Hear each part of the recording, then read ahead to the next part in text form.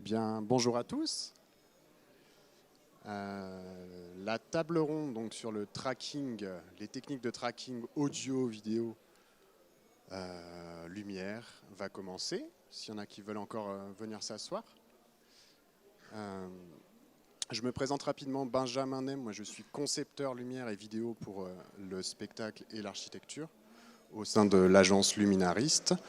On va s'intéresser donc aux techniques de tracking avec différents intervenants issus de différents univers. Autour de cette table, pour parler de ce sujet donc assez large, dans des domaines assez larges qui sont à la fois l'audio, la vidéo et la lumière, j'avais envie donc d'avoir des représentants de chacun de ces trois domaines et aussi différents niveaux d'intervention.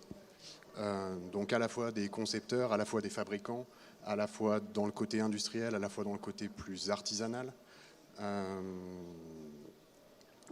On n'a pas réussi à faire la parité par contre. Voilà, ça, désolé. Pour commencer, donc on a Marc Pierrat qui est concepteur sonore et qui est aussi directeur son du service de Chaillot dans lequel a été implanté un système de tracking dont tu nous parleras notamment. Tom Hirtoum, concepteur lumière, qui a notamment participé à la mise au point du système de tracking SpotMe. Yannick Kuhn de Modulopi qui développe des systèmes de média serveurs et des solutions de tracking, en tout cas c'est l'axe d'avenir, actuel et d'avenir. Et enfin Antoine Villeray qui est ingénieur de formation et qui développe des solutions de tracking avec un versant moins industriel et plus artisanal. Voilà un petit peu en quelques mots. Je me rassois pour enchaîner et commencer un petit peu cette table ronde. Est-ce qu'il y en a un de vous qui se tenterait à faire une définition du tracking? Parce que le tracking peut revêtir plusieurs aspects. On entend parler par exemple dans les consoles lumière, on entend parler à plein d'endroits, etc. Est-ce qu'il y en a un de vous qui se tente, ou si c'est une question piège,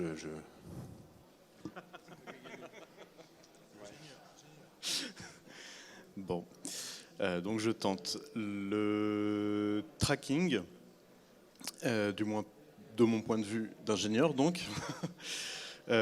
pour moi c'est le suivi d'objets ou de personnes qui sont dans un espace. L'espace, ça peut être une scène de musique, une scène de théâtre, ça peut être aussi un espace d'exposition dans lequel on va éventuellement suivre le public.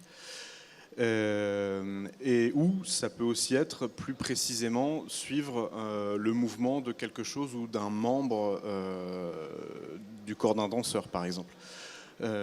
Et suivant ce qu'on va vouloir traquer justement, parce que c'est la première question à se poser, qu'est-ce qu'on veut traquer, et la deuxième question c'est pourquoi on veut le traquer. Ça c'est, je pense, les deux questions qu'il faut se poser, et de ces deux questions-là vont découler un bon nombre de solutions. Et je ne sais pas si je commence à... Ouais, allons-y.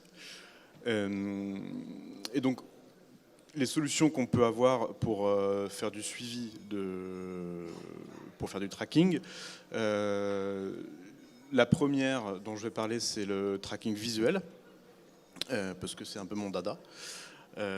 Donc c'est du tracking à base de caméra. On place une caméra et on filme les gens ou les objets. Et ce tracking peut être fait soit sans aucun capteur, c'est-à-dire qu'on éclaire la scène, on filme comme si on filmait pour faire du cinéma.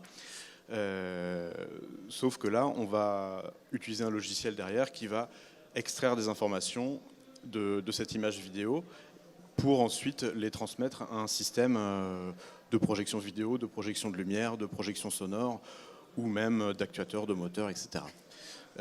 Donc la captation vidéo, c'est un premier système. Un autre système, c'est des systèmes basés sur des trackers, donc sur des petits boîtiers électroniques qu'on va devoir porter sur soi et qui vont permettre de nous localiser.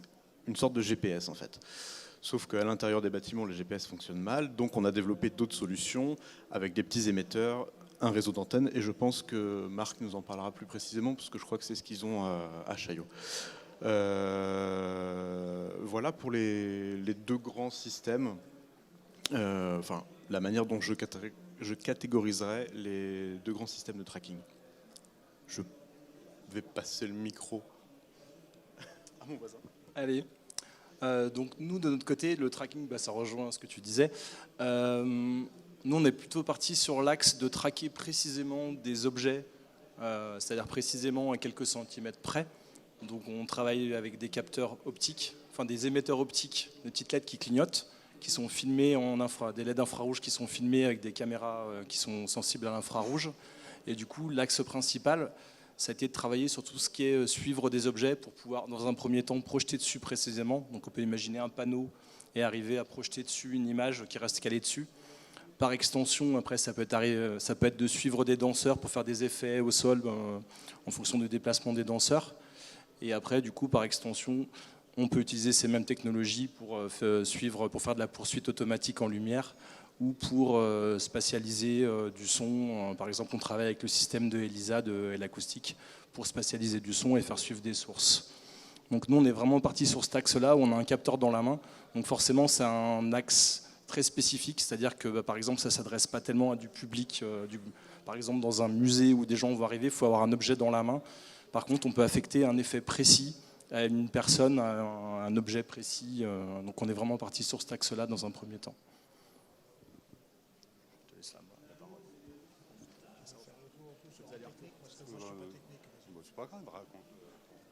Je voulais passer le micro parce que, n'étant pas du tout ingénieur ou technicien comme mes camarades autour de la table, moi j'ai une vision un peu différente. C'est-à-dire, je peux vous expliquer par rapport à un problème de besoin. En tant qu'éclairagiste et concepteur de lumière, il y a 4 ans, les gens du studio Novum m'ont appelé en disant « Tiens, on a mis au point un truc, on développe quelque chose. Est-ce que tu pourrais nous aider un petit peu, voire donner ton avis en tant que concepteur lumière ?» Et là, j'ai découvert quelque chose que nous, on attendait en tant que concepteur lumière, c'est-à-dire que alors évidemment, je ne suis plus vraiment un perdreau de l'année, donc j'ai vu monter l'arrivée tout au moins des automatiques. Et ce qui nous manquait beaucoup, moi je ne vais parler que lumière, je ne vais pas parler de son ni vidéo parce que ce n'est pas du tout mon domaine. Donc ce qui nous manquait à un moment donné, le besoin qu'on pouvait avoir au niveau concepteur, c'était qu'effectivement tous ces automatiques qui montaient... ça rentrait dans les SMI et ça arrivait sur les scènes. Il fallait toujours passer un temps fou pour faire des effets, mais on avait toujours ce besoin de dire c'est dommage. Si jamais on arrivait à suivre, il y a eu des procédés avec l'infrarouge, mais ça marchait pas évidemment avec la lumière sur scène. Tout un tas de choses comme ça. Novum me présente le projet. Avec un suivi, c'est-à-dire avec une baguette, on pouvait suivre et un capteur. Et là, mon intervention a été très minime, mais relativement capitale par rapport à la suite du projet qui s'appelle aujourd'hui le SpotMe, qui est exploité par la maison Julia.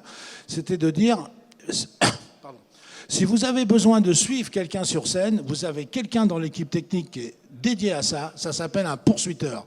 Donc si vous mettez votre capteur sur une poursuite, dès l'instant où il aura fait la mouche, normalement un poursuiteur arrive à le faire, et dès l'instant où il aura fait la mouche, sans même ouvrir sa poursuite, vous aurez dans votre système informatique, dans votre système de captation, vous aurez la personne à éclairer. C'est parti comme ça. C'est parti comme ça, ça s'est amélioré, et maintenant ça s'appelle donc le SpotMe.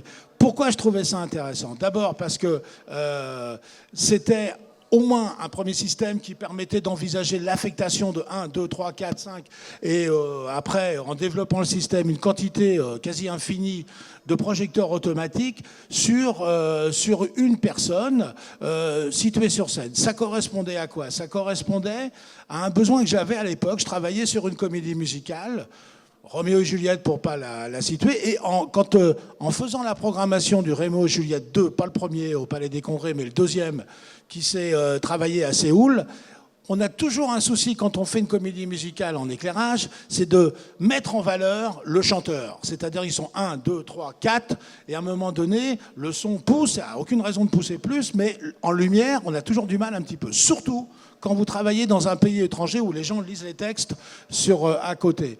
Donc là, je me suis dit, mais ça, si j'avais ça sur Roméo et Juliette, ce serait génial, parce que, évidemment, vous avez tous compris qu'on pouvait affecter, en suivant le poursuiteur, le nombre automatiques qu'on voulait, de façon à les décrocher en contre et mettre en valeur, aider la mise en scène et tout ça et tout.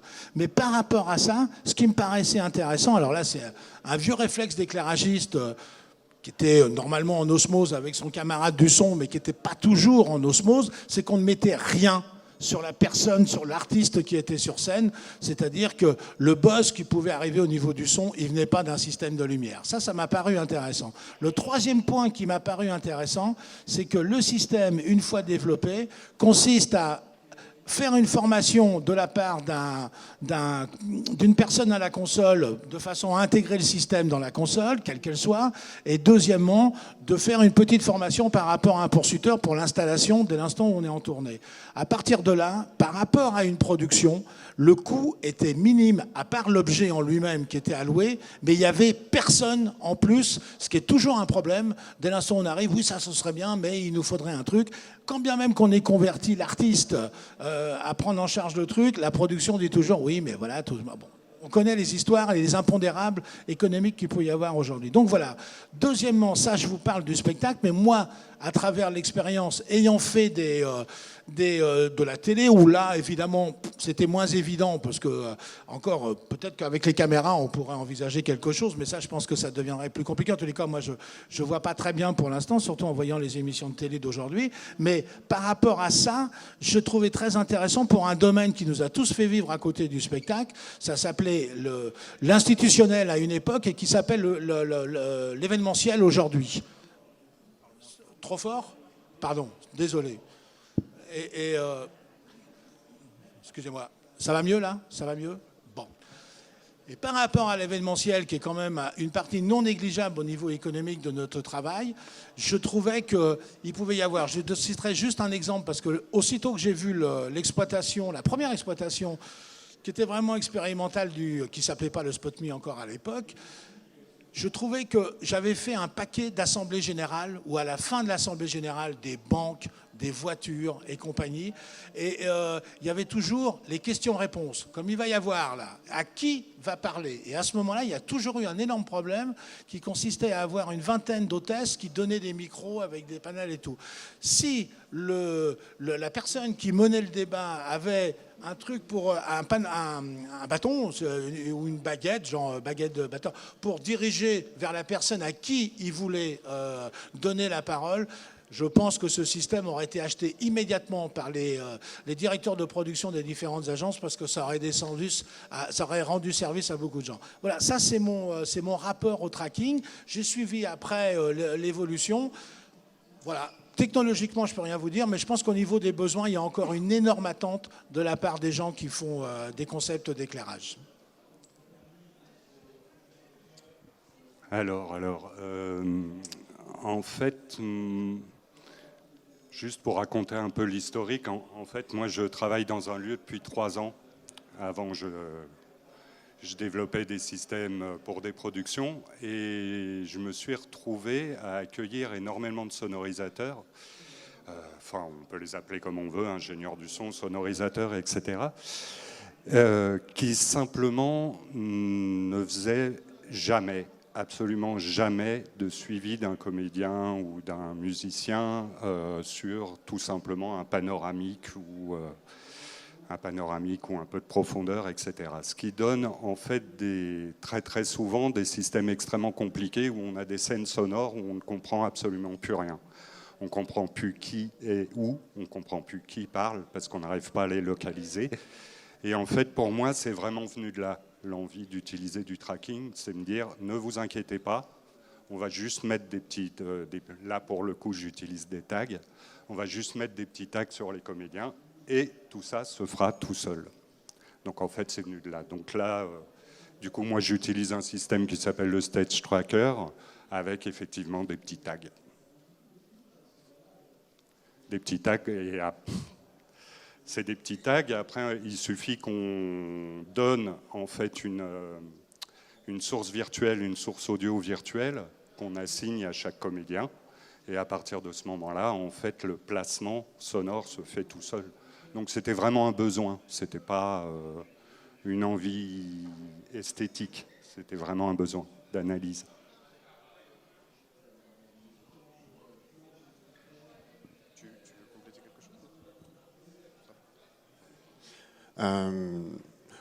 Du coup, ce qu'on voit, c'est qu'on a différents types de capteurs, différents types de technologies de capteurs qui vont ensuite être passés dans un moteur, qui vont ensuite être envoyés dans un système de diffusion qui va être à la fois de l'audio, du son, de la machinerie, etc.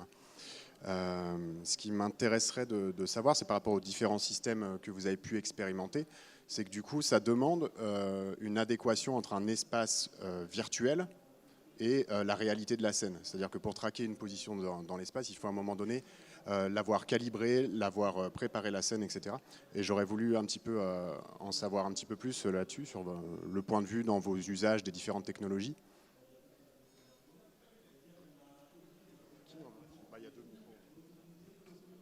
Tu parles de calibration.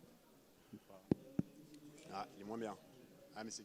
Tu parles de calibration du système? Oui, la calibration du système et le... En tout cas, sur les qu'est-ce que ça systèmes demande de... aussi en mise en œuvre Sur les toutes ces systèmes de questions-là. tag, c'est assez rapide, puisqu'en fait, il suffit de placer... J'ai l'impression qu'on ne m'entend pas. Mais... Pour la calibration, il suffit de placer en fait, un certain nombre de tags sur un plateau. Les antennes vont les repérer et en fait se calibrer automatiquement. Ça, c'est la mise en œuvre est rapide. La mise en œuvre, quand c'est des systèmes de tag, ça a le désavantage d'être obligé de mettre une petite chose sur un comédien, un chanteur, n'importe qui, ou un objet. Mais par contre, ça ne demande absolument rien d'autre. Il n'y a pas d'émetteur, il n'y a pas de choses lourdes. Il y a juste pouvoir mettre dans une poche une petite chose, quoi, un tout petit tag. Mais du coup, là, tu parles du système de Chaillot qui est installé en fixe et où, j'imagine, il y a dû avoir une première calibration et maintenant, vous utilisez le système tel quel. Il n'a jamais été démonté pour être installé à un autre endroit. Parce qu'en fait, c'est une des problématiques.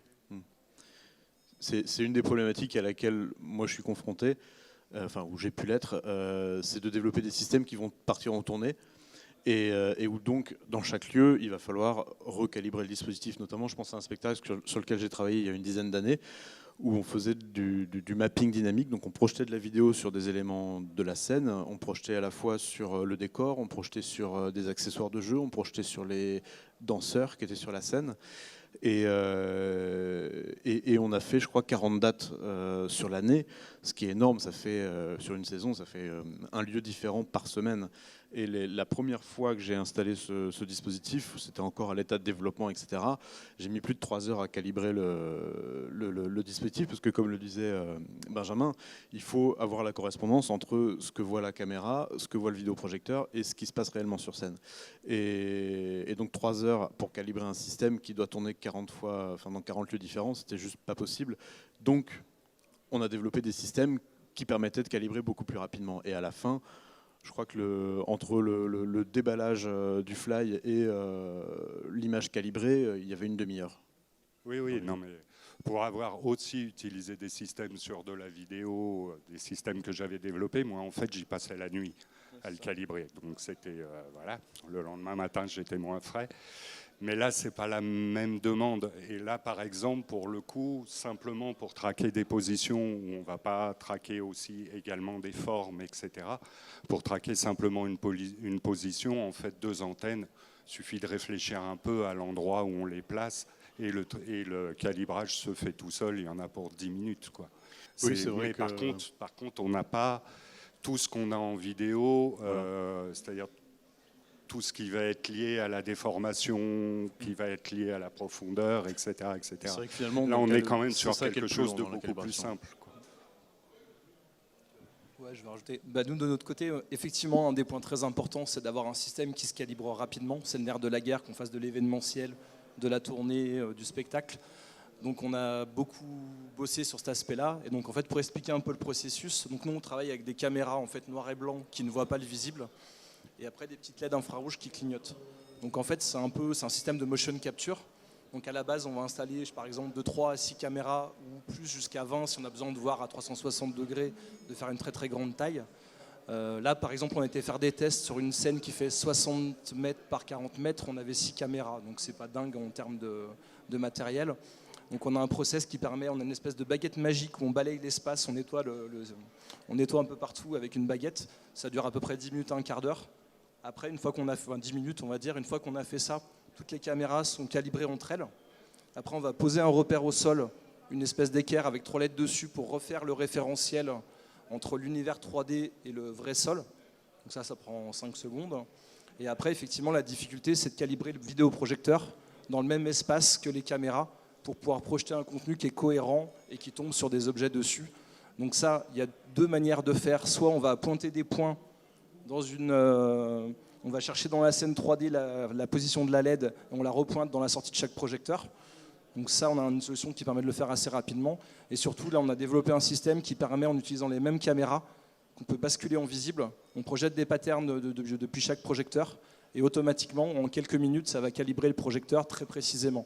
Quand je dis précisément, c'est qu'on arrive à projeter sur un panneau, après à tenir l'image dessus, sans problème. Donc en fait, du coup, ça permet d'aller vite. Et c'est vraiment le nerf de la guerre. Autrement, c'est juste un truc de labo, c'est inutilisable. Et donc du coup, après, par extension, la vidéo, c'est ce qui demande le plus de précision quand on veut faire un objet calé sur un objet, enfin une projection calée sur un objet, pardon. Après, quand on veut faire des choses autour d'un danseur, des particules, on est largement trop précis pour ça. Et après, pour de la lumière et pour du son, effectivement, on n'a pas les mêmes contraintes de précision, on n'est pas à 1 ou 2 centimètres en fait. Donc du coup, voilà. Donc du coup, ça demande encore moins de précision et moins de temps et de choses pour faire ça.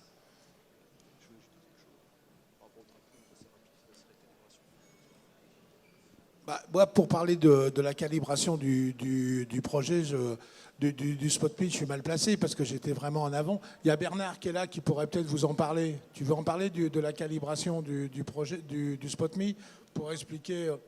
Ça va? Oui, très bien. Ok. Donc, pour être complet, si tu veux, sur ma démonstration en amont, tu peux peut-être parler de comment on calibre le SpotMe, si tu veux. Oui, bonjour. Alors le SpotMe à l'origine est vraiment prévu pour la lumière, donc on vient calibrer des projecteurs robotisés à 2 axes, un délire classique. Et le principe est de venir donner un repère sur le sol. On place notre origine comme on le fait avec d'autres systèmes. Et on vient après définir un rectangle au sol, 4 points. Et on va faire venir pointer chaque projecteur qu'on souhaite calibrer sur ces 4 points. À partir de là, on va définir la position du projecteur et son orientation dans l'espace. On va venir aussi corriger un petit peu le projecteur parce que généralement, quand on vous vend un projecteur avec des angles, des débattements, ils ne sont pas exactement ceux qui sont annoncés dans la datasheet, enfin dans le manuel. Et après, le projecteur ayant ainsi tourné, beaucoup est chargé dans les camions, il a tendance un petit peu à créer des offsets. Donc on vient un petit peu corriger tout ça et après... donc c'est une opération qui se fait, il faut pour un bon opérateur 15 secondes pour amener son faisceau lumineux sur le point et après pour enregistrer ça, que donc il faut à peu près actuellement une petite 40 secondes à 1 minute par projecteur et la poursuite c'est pareil. Donc il faut compter 1 minute par source à peu près.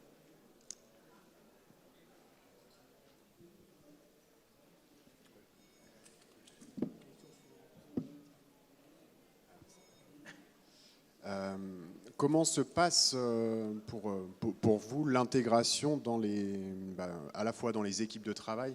Quels sont finalement, est-ce qu'il y a des personnes qui sont formées spécialement pour ces systèmes-là? Est-ce que ça demande un usage particulier? Qui maîtrise toute la chaîne de l'information entre une information qui va être captée, qui va être détectée par un capteur peu importe lequel, qui va nous donner une position, qui va ensuite être traduite d'une manière ou d'une autre dans un moteur, qui va ensuite être diffusée. On a un schéma, enfin une sorte de plomberie comme ça, numérique de l'information, qui peut petit à petit devenir assez complexe. Donc je me pose un petit peu la question à la fois du métier, des compétences, et de l'intégration, comment se passe l'intégration de ces systèmes-là dans les équipes actuelles, quoi.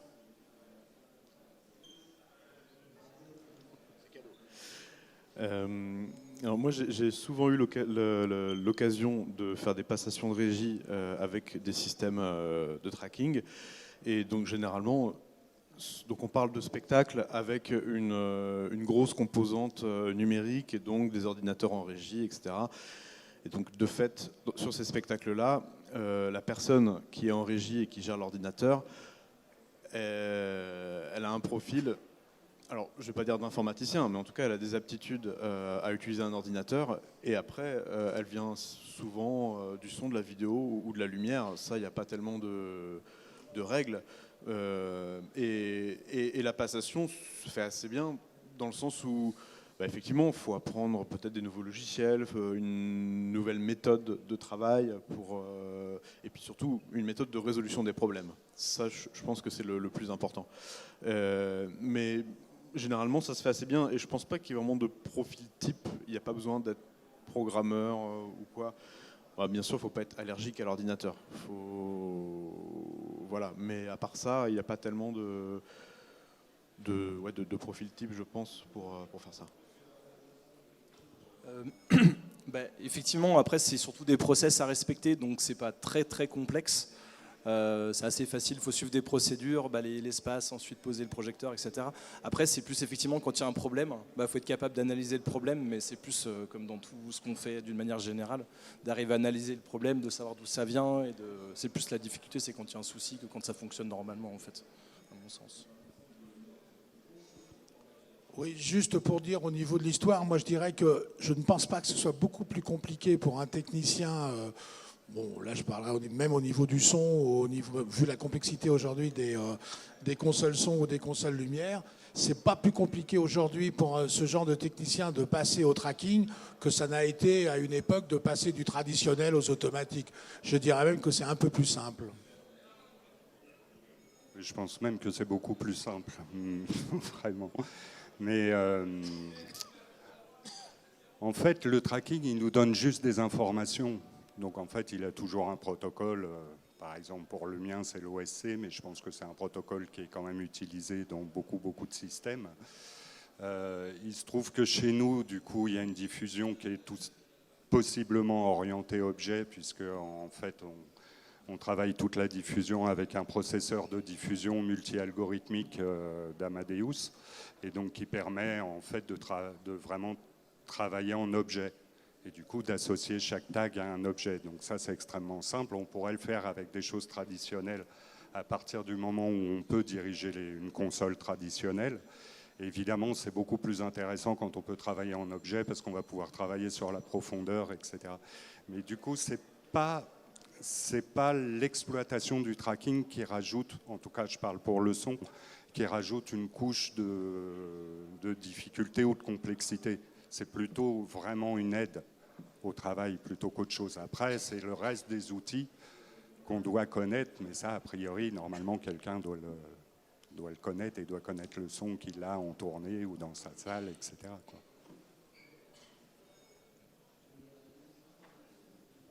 Et du coup, c'est une aide pour le technicien, ou c'est une aide qui va aider à développer un propos artistique et à développer de nouvelles propositions sensibles? Dans quel sens, dans quelle mesure c'est un gadget qui fait juste gadget, mais finalement on se fait plaisir, ou dans quelle mesure on est sur quelque chose qui va nous amener à un ressenti, même pour le spectateur, enfin, créer une émotion qu'on ne pourrait pas créer autrement? Oui, pardon. En tout cas, pour le son, il est totalement évident qu'on a un cerveau qui est quand même beaucoup plus apte à comprendre un message complexe quand on localise ce message. Si on mettait tout un orchestre dans une poupée russe et tout au milieu, le cerveau commence à avoir des vrais problèmes pour analyser ce qui est dit, ce qui se passe, le message, le timbre, etc. Donc pour moi, c'est quand même une énorme aide qu'on peut appeler comme on veut, et artistique et technique, etc. Parce qu'on va du coup permettre d'avoir une scène sonore, ce qui est recherché par beaucoup de monde maintenant. On commence quand même à se dire « Ah tiens, c'est vrai, l'image sonore sert à quelque chose », ce qu'on avait un peu oublié ces 20 dernières années, mais bon. Et donc du coup, c'est une vraie aide dans tous les sens du terme, quoi. Je dirais exactement la même chose que par rapport à à la difficulté de passer, de mettre le tracking dans un système quel qu'il soit, c'est que le rapport entre l'artistique et la technique et la technologie, on dirait, il est exactement le même par rapport au tracking. Il n'y a aucune différence. Est-ce que quand on a mis des automatiques sur des spectacles, est-ce que c'était, comme tu dis, juste pour faire gadget? Est-ce que c'était pour servir un spectacle qui n'avait pas grand-chose à dire et au moins on l'habillait sur scène? Ça nous est tous arrivé. Est-ce que, mais bon, par ailleurs, il y a eu des utilisations d'automatiques, pour parler de lumière, qui ont été superbes, qui ont permis à des spectacles de prendre une espèce de plus-value artistique qu'ils n'auraient pas pris sans les automatiques. Je pense que c'est exactement pareil pour le tracking, c'est-à-dire est-ce qu'on le met au service d'une volonté artistique? Encore faudrait-il qu'il y ait des idées, mais quand il y a l'idée, on peut mettre le tracking au service, ou alors on s'en sert juste parce que c'est nouveau, parce que ça ne s'est jamais vu et que c'est un plus. C'est à mon avis exactement la même démarche. Oui, en plus de ça, rien n'empêche, on a fait des choses comme ça un peu, rien n'empêche d'utiliser les informations de mouvement pour les récupérer et, bon, par exemple pour le son, travailler sur une diffusion en salle ou des choses comme ça, c'est-à-dire associer une dynamique et un mouvement à une écriture sonore et aussi quelque chose que nous permet le tracking. Ça ne nous permet pas uniquement de refabriquer une scène sonore, ça nous donne des tonnes d'informations. Et après, voilà, toutes les envies artistiques peuvent s'en saisir. C'est un outil comme tous les autres outils.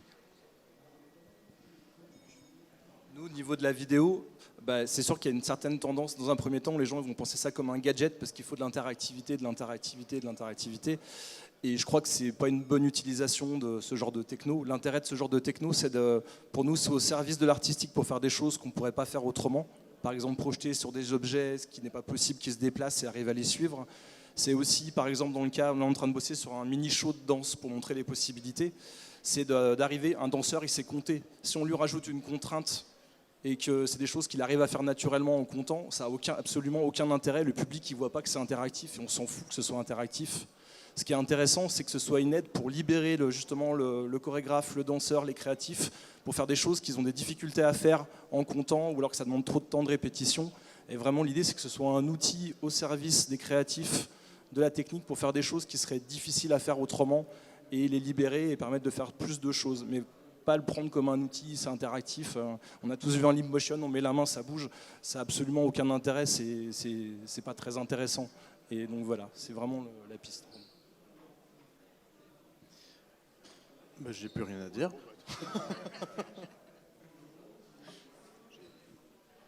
J'ai une question peut-être plus pour Marc, parce que c'est un profil que je trouve intéressant. Donc Chaillot, c'est l'une des premières salles en France, à ma connaissance, ou en tout cas il y en a très très peu, qui sont équipées d'un système de tracking à demeure. Donc c'est-à-dire c'est un outil qu'on propose aux équipes qui sont en tournée, qui sont en création, etc. Voilà, vous avez cet outil-là, etc. Mais ce retour d'expérience-là me paraît intéressant. Ce que je trouve on l'envisage assez facilement dans le choix d'une production, d'un spectacle, etc. On se dit, tiens, on a ce besoin-là, on va choisir le système qui nous paraît le meilleur, etc. Et puis on va le mettre en place si c'est possible, etc. Dans le cadre d'une salle, c'est finalement un plus qui est proposé aux équipes. Et ça m'intéresse de savoir comment c'est fait. Pour le coup, le tracking, en fait, c'est tellement simple à mettre en œuvre que c'est pas tellement ça qui est qui des fois est un peu compliqué avec les gens qu'on accueille. Ce qui est un peu plus compliqué, et ça va bouger de toute façon puisque tout le monde va vers ça, ce qui est un peu plus compliqué, c'est le mixage objet, quoi. Ça, c'est une notion qui commence à arriver, commence à y avoir des gens qui travaillent avec, et donc c'est pratiquement le tracking, en fait, il est associé à cette idée de mixage objet. C'est plus le mixage objet qui est en train de rentrer dans les mœurs, mais qui est encore, pour l'instant, il n'y a quand même pas beaucoup de productions qui vont fonctionner, soit avec des ELISA, soit avec des holophonics, avec les systèmes qui permettent le mixage objet dans un espace. Et voilà, les réticences que moi j'ai pu avoir, par exemple, avec le mixage objet, et qui peut se rapporter un peu au tracking, c'est... Mais alors, je n'ai plus de master. Mais si, tu peux avoir un master, un VCA, etc. C'est simplement un changement de façon de fabriquer une scène et de localiser les sons. Et le tracking, lui, c'est tellement simple. Enfin, en tout cas pour les petits tags ou pour d'autres systèmes, puisqu'en règle générale, c'est plutôt les concepteurs qui, eux, travaillent pour que ce soit justement simple à utiliser. Donc, en tout cas, les utilisateurs, c'est franchement pas un problème, quoi. Et c'est accueilli sans aucun problème à partir du moment où la chose traque et que ça marche. Voilà, si ça marche pas, ils vont le faire virer, mais si ça marche, il n'y a aucun problème, quoi. Donc, ce qui veut dire au final, c'est pas l'outil de tracking qui est compliqué, mais c'est quelque part de représenter virtuellement des objets. C'est-à-dire que, enfin, tu parles d'objets sonores, mais ça marche également pour la lumière. C'est-à-dire que la lumière, au lieu de piloter un projecteur en pan et en tilt, on va lui parler une position en X, Y, Z dans un espace en 3D qui correspond à l'espace réel du plateau. Ce qui est la même chose du coup pour le son et ce qui est la même chose pour la vidéo. Et c'est cette petite bascule-là, effectivement, qui est quand même à opérer chez les opérateurs, j'ai l'impression. C'est ce qui se fait et ce qui peut également se faire en formation petit à petit.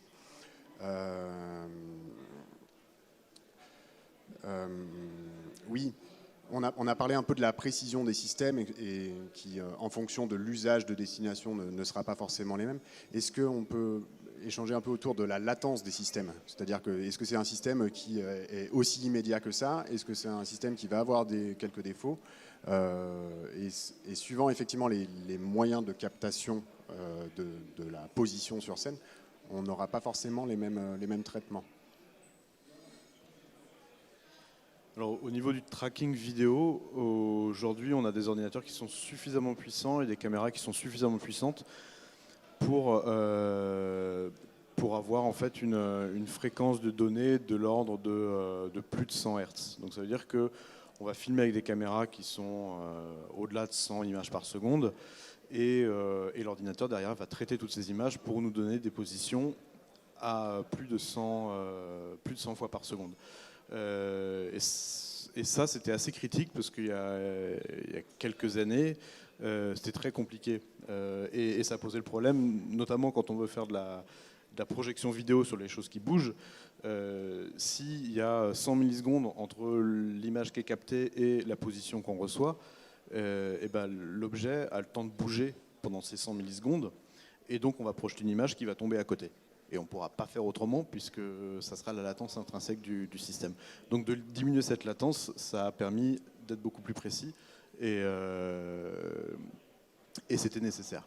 Une autre chose aussi, et peut-être que Marc en parlera, c'est quand on pilote du son, parfois on a besoin de fréquences encore plus élevées et auquel cas l'image n'est pas forcément une bonne solution, ou alors ça coûte très cher. Parce que les caméras, on a des caméras qui font plus de 1000 fps, mais c'est plus le même ordre de prix. Et pour ces cas-là, où on a besoin vraiment d'une très très faible latence et d'un très grand nombre de données par seconde, je pense que les systèmes à base de capteurs embarqués, soit radio, soit autres, sont plus adaptés. Nous, le problème, c'est pas le système de tracking. En fait, le système de tracking, il fonctionne à 240 fps. Donc on est largement au-dessus de ce qu'on a besoin pour de la vidéo. Le vrai problème, c'est à la fin, c'est le vidéoprojecteur qui rajoute de la latence.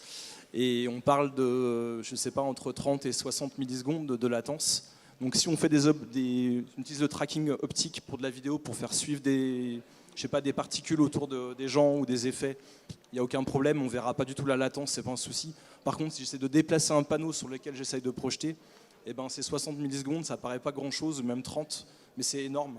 Parce qu'en fait, du coup, on voit, ça frétille dessus, on voit qu'on n'est pas calé dessus.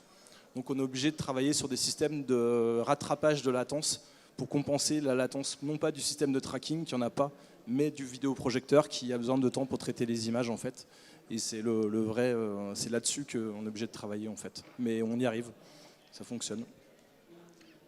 Ben, c'est exactement pareil pour la lumière, c'est-à-dire que l'information qui part d'un ordinateur et qui arrive jusqu'à un projecteur, elle est très rapide. Par contre, après, tout le problème est l'inertie du projecteur. Comme maintenant, quasi tous les projecteurs automatiques, Ça s'appelle pas des moving heads en anglais pour rien du tout. C'est-à-dire que ce sont des têtes qui bougent avec tout le poids de la machine. Enfin, pas le socle, mais enfin avec beaucoup de poids qui doit se déplacer. Donc, mécaniquement parlant, la machine a obligatoirement une inertie.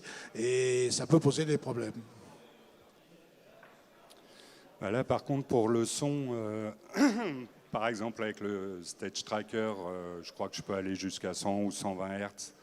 Et là, j'ai 2 cm, avec seulement 2 antennes, on n'a que 2 cm.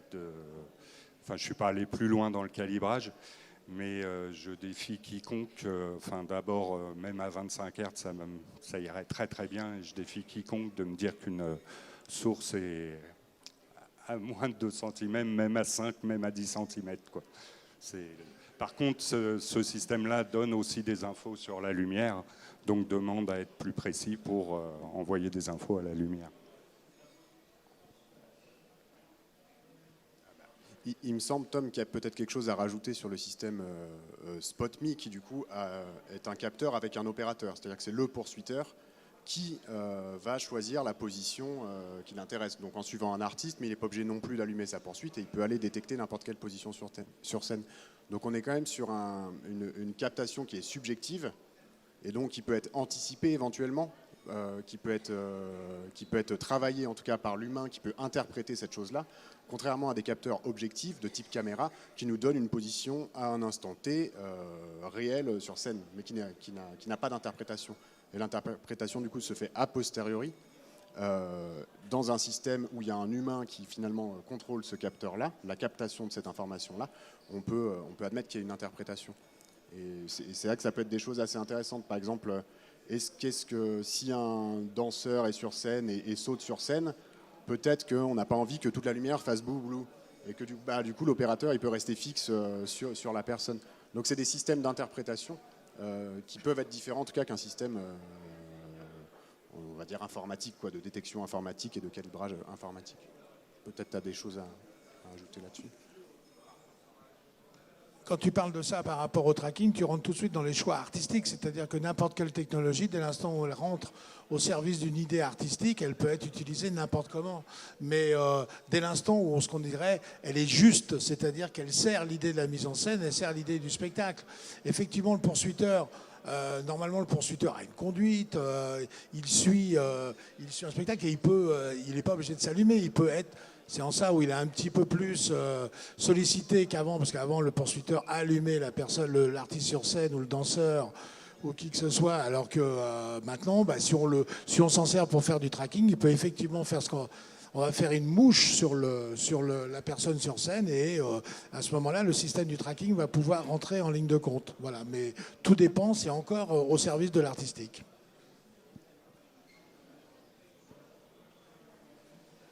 Est-ce que vous avez envie d'ajouter des choses d'une manière générale? Sinon, on peut passer aux questions du public. Il nous reste une dizaine de minutes sur cette table ronde.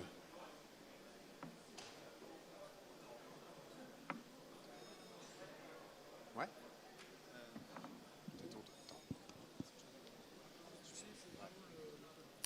C'est au sujet du son, notamment les tags. C'est un petit objet électronique qu'on va porter. Voilà. Là, pour le coup, en fait, c'est de la technologie industrielle, c'est des petits tags RFID. Donc ça fait, je ne sais pas, 2 cm par 1,5 sur 3 mm. En fait, c'est vraiment la technologie qui est utilisée dans l'industrie pour aller traquer des colis ou des choses comme ça. Sauf que là, ils ont poussé en fait, la qualité de localisation, quoi. Mais sinon, c'est vraiment de la technologie industrielle, en fait. Et tu disais que c'est du langage, c'est de l'OSC, protocole OSC, donc ça veut dire que ça peut s'intégrer avec plusieurs solutions de spatialisation? Oui, absolument n'importe quoi. Je crois qu'il y a les sorties, Astrospatial Audio. Et puis après, ça peut se développer. De toute façon, comme c'est de l'OSC, c'est extrêmement simple.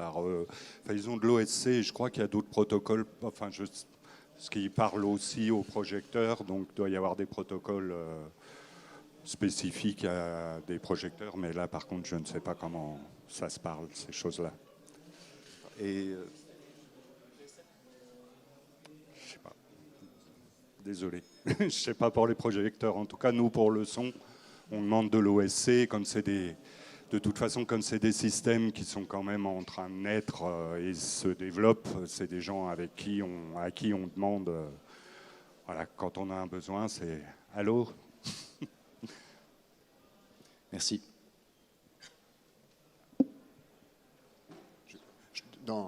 C'est vrai qu'on a juste pas trop évoqué la question des protocoles, mais grosso modo, on a des capteurs qui vont donner des informations dans un moteur, et souvent ce moteur est capable de recracher ces positions sous différents types de protocoles, qui peuvent être de l'OSC, donc de l'Open Sound Control, qui est un protocole de communication entre machines.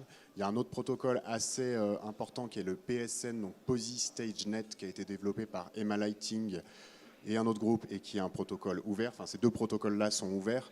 Donc petit à petit, il y a, on va dire, différents constructeurs qui se greffent sur ces protocoles-là, ce qui fait que finalement, un système qui est capté par une poursuite où on pourrait se dire non, ça va piloter que de la lumière, non, ça peut être super pour piloter du son, ça peut être super pour piloter de l'image. Et donc il y a vraiment quelque chose qui est assez transversal et assez ouvert de ce point de vue-là.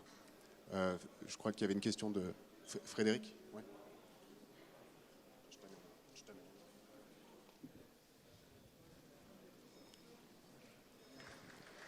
Bonjour, Frédéric Blangarin de chez L-Acoustics. On a la chance de travailler beaucoup avec du tracking. Les questions viennent vers nous. Nous, on ne fait pas directement de tracking, mais les questions viennent de nos clients. Donc, la question, c'est quel tracking dois-je prendre pour mon spectacle ? Et en fait, on essaie de les guider sur des choses qu'on qualifie comme pouvant fonctionner avec ELISA, parce que c'est notre cœur de métier. Mais ensuite, pour pouvoir répondre à leurs questions. Donc, c'est votre spectacle, il va être composé de quoi ? Est-ce qu'il va être composé de son seulement, de son et de lumière, de son, de lumière et de vidéo ? Est-ce que tous ces métiers-là vont avoir besoin d'être traqués ? Dans ce cas-là, ça demande déjà un niveau de précision qui est particulier, qui va vous emmener certainement plus vers des systèmes optiques. Puis ensuite, si par exemple on sort de l'équation la vidéo, on va pouvoir, effectivement, comme Marc le disait, avoir un niveau de précision très très important à partir de systèmes RF, donc de systèmes HF. C'est de l'UWB, tu le disais très bien, ça suit les colis, ça suit les footballeurs sur un terrain, c'est une technologie éprouvée. Et si effectivement je suis seul à faire du son et que même la lumière n'a pas à être traquée, j'ai un besoin de précision qui peut être différent encore. Donc peut-être que d'autres systèmes vont pouvoir rentrer dans l'équation. L'autre question qui me vient souvent, c'est oui, mais d'accord, combien de personnes ou combien d'objets allez-vous devoir traquer ? Parce que si tout d'un coup je dois traquer 80 personnes, je n'ai que deux systèmes qui vont pouvoir fonctionner, Modulopi et Blacktrax. Si je suis en dessous de 30 personnes, je vais pouvoir utiliser Zactrax. Si je suis actuellement à 20 personnes, Zactrax et Stage Tracker vont pouvoir fonctionner. Stage Tracker essaie d'augmenter le nombre de personnes à suivre en temps réel, mais ça demande une subdivision du temps, donc ils sont en train de travailler dessus, en fait, tout simplement. Et puis après, donc ça fait partie des questions qui nous sont posées. Après, les questions suivantes vont être des questions d'autonomie. Si j'ai des beacons, si j'ai des tags, quelle autonomie puis-je avoir sur mon spectacle ? Comment est-ce que ça répond à la problématique de durée de mon spectacle, ou durée spectacle et répétition ? C'est autant de questions sur lesquelles on se pose des questions très pratiques pour pouvoir les adresser vers les clients. Enfin, les protocoles, effectivement, on se parlait de Blacktrax, on se parle de RTTP, RTPM pour le son, RTT, RTPL pour la lumière, mais on arrive effectivement à récupérer ces protocoles-là et à les traduire. Donc chez nous, par exemple, on a un petit pont qui récupère Blacktrax et qui le traduit en OSC, puisque nos solutions, comme beaucoup de solutions sonores, parlent OSC. Maintenant, vous prenez du Zactrax, vous prenez du Stage Tracker, ça parle nativement OSC. Donc par exemple, quand vous êtes avec des systèmes de chez DNB ou des systèmes de chez L-Acoustics, ils sont nativement implémentés dans la solution de tracking. Et puis ensuite, si on prend d'autres acceptations encore, il y a la solution par exemple de Robert Julia qui, elle, parle en PSN. PSN protocole ouvert qui n'a pas de licence, donc qui est facile à développer et qui permet de recevoir et d'adresser les données de position. Ce qui paraît très important, ce que je voulais vous dire, parce que c'est quelque chose que vous soulignez, c'est que l'importance dans l'écriture, c'est de mettre les sens en fusion, c'est-à-dire de les réduire à une seule expression. C'est ce qu'on fait dans la nature. Donc quand vous avez un personnage placé, comme chez Marc, à un endroit en particulier, s'il y a de la vidéo, S'il y a de la lumière, par exemple sur ce personnage, il va pleuvoir. Et la solution de Modulopi va projeter un nuage de pluie uniquement autour de ce personnage. Bien, la lumière viendra faire une contre sur cette position en particulier. Mais parce qu'il ne pleut que sur cette personne, il ne serait pas juste de diffuser du son à travers toute la salle. Il faudrait que le son vienne exactement là où est le personnage sur qui il pleut. Et c'est là qu'on entend la pluie et pas ailleurs. Et là, on obtient vraiment une fusion des sens, ce qui est toute la beauté de l'écriture actuelle dès qu'on rentre des procédés de tracking. Et c'est ce que nos artistes ont commencé de comprendre et font de mieux en mieux.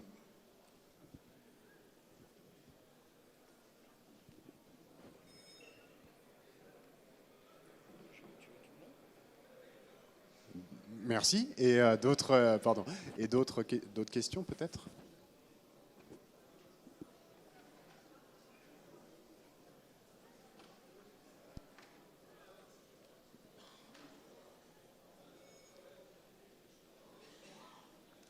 Alors, merci pour votre présence. Sachez qu'il y aura un article qui sera écrit sur ce sujet-là et publié dans la S. Et du coup, s'il y en a qui sont intéressés, en tout cas pour partager des informations, etc., enfin enrichir un petit peu cet état de l'art sur les techniques de tracking, n'hésitez pas à venir me voir à la suite, maintenant. Voilà. Très bien. Merci à vous.